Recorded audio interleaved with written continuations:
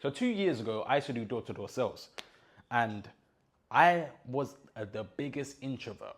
I hated bothering people. So knocking on someone's door to ask them for something. I used to literally knock on the door and be like, I'm sorry to bother you, but do you want...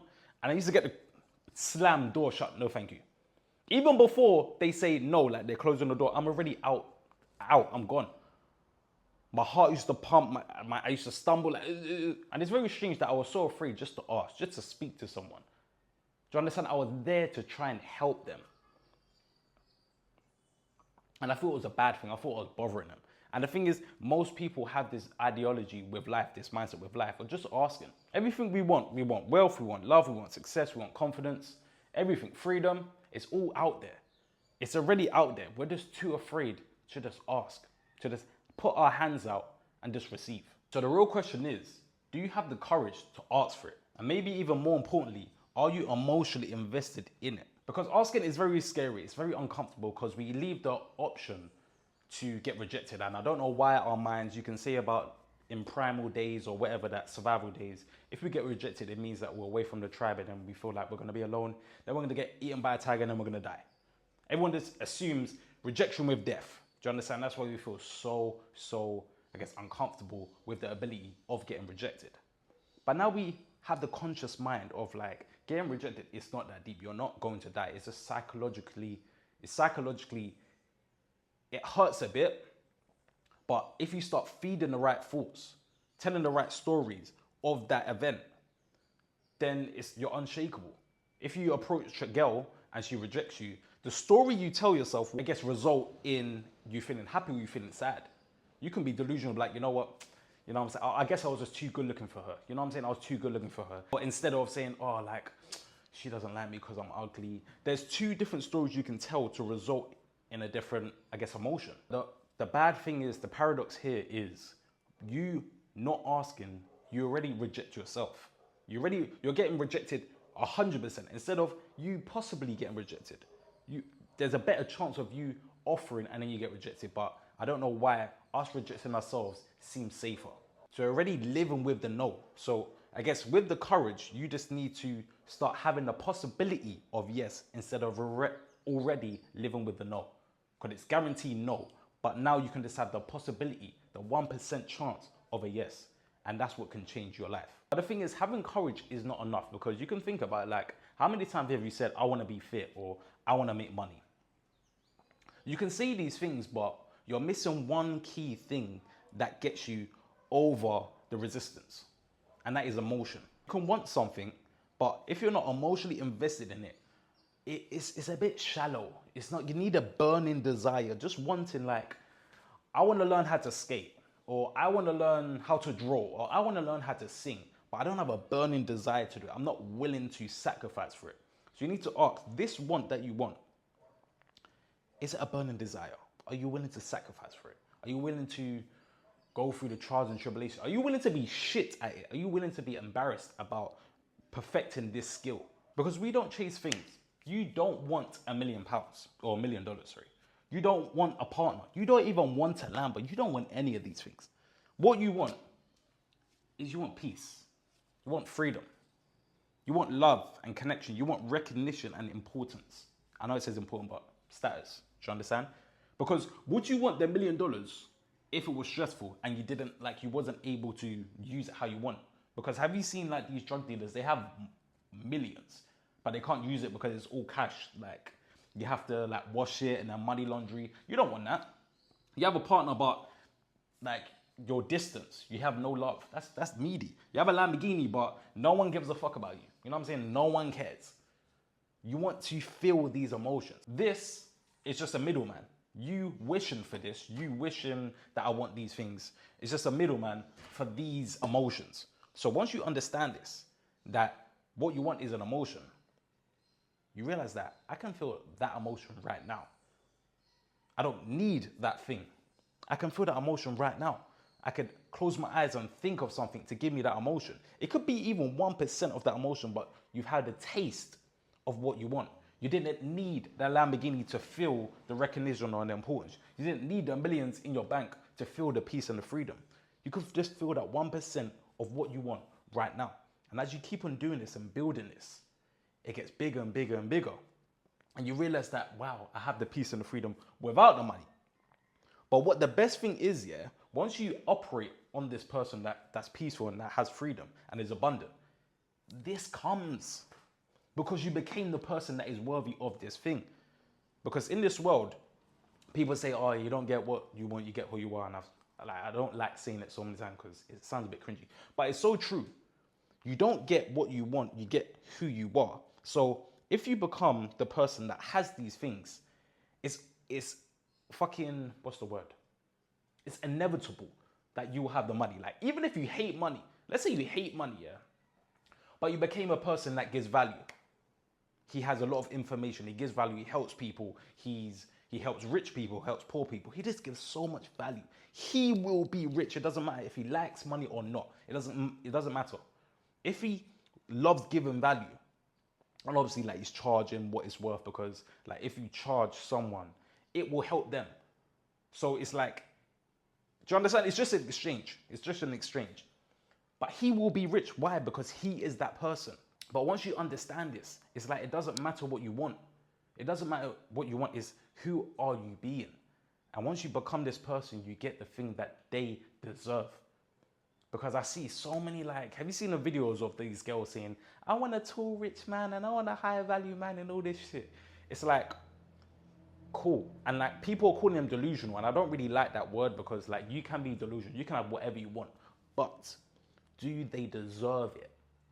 That's the thing. Are they the person that will deserve this thing? You can say what you want. You can say you want money. You can say you want a partner, this higher value man, whatever. You can say that, congratulations. But you need to become the person that will deserve it.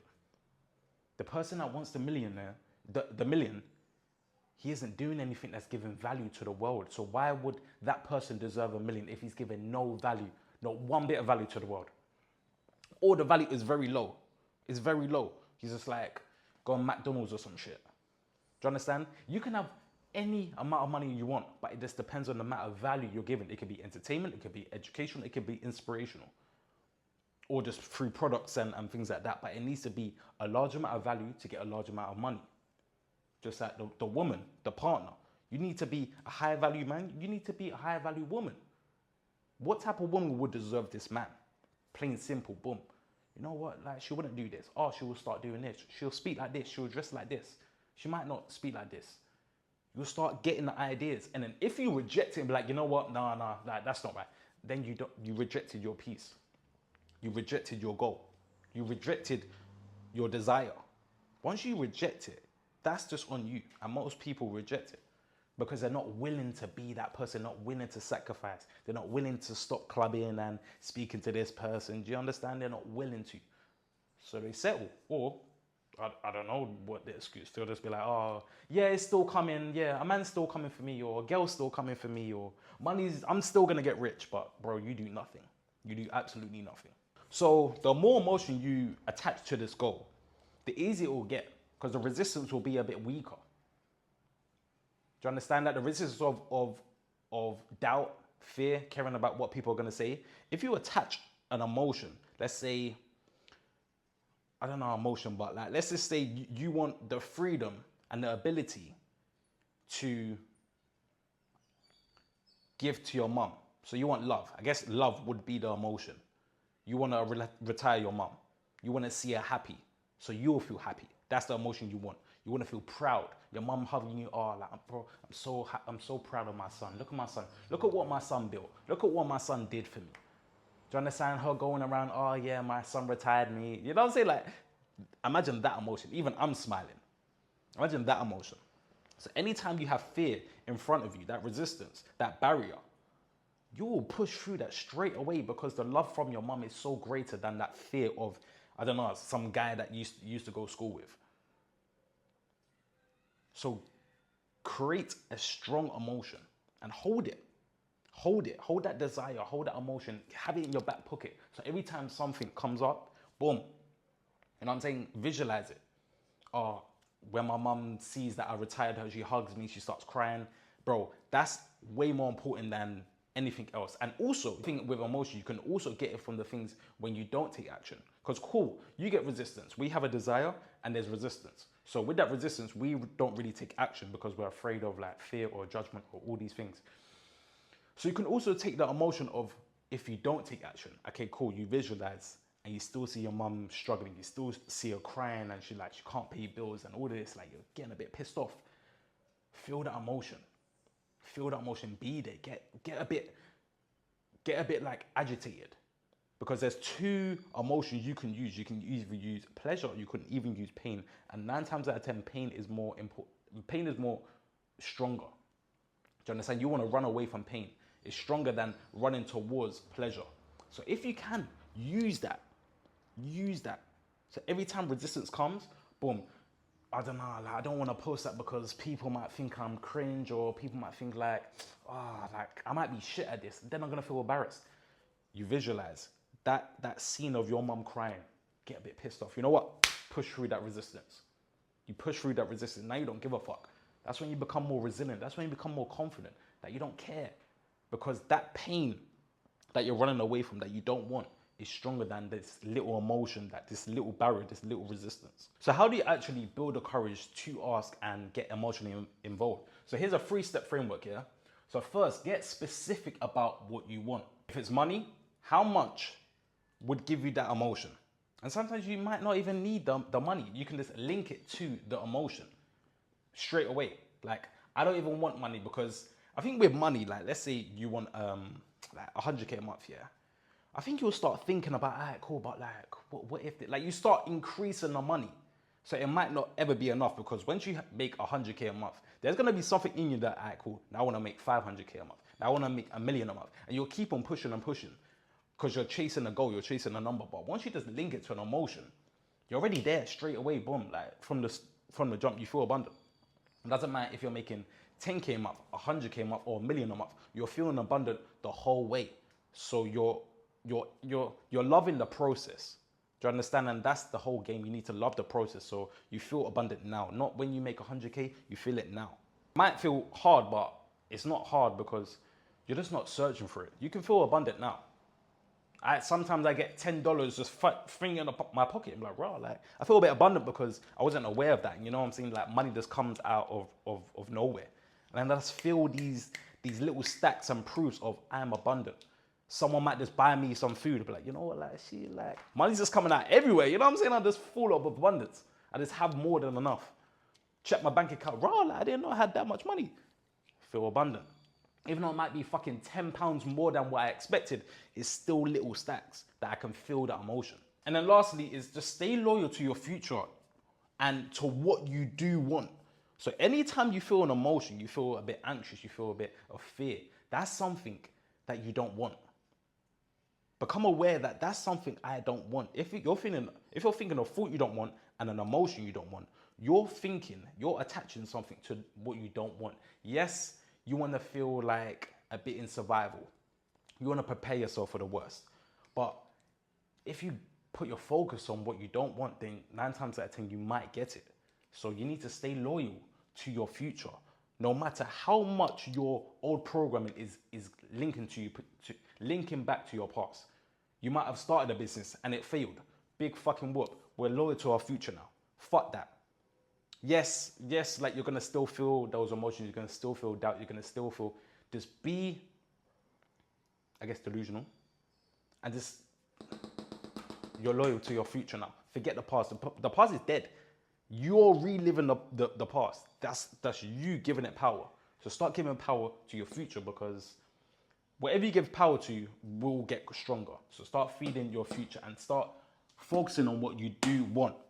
Do you want to have another business that fails? No, you don't. You want it to be successful. So start focusing on what you do want. It will be successful. Start telling it will be successful. It will be successful. This one will be, I don't give a fuck that I failed 9 times. This one will be successful. Be persistent. Be fucking delusional. Just have fucking confidence. Just keep on showing up, learning. Alright, cool, yeah, I failed 10 times, but 11th time, I'm gonna succeed. Keep on showing up, and keep on showing up. Do not focus on what you do not want. Only what you do want. Remember with the brain, whatever you're focusing on, you're literally creating nerve paths to link what you're thinking.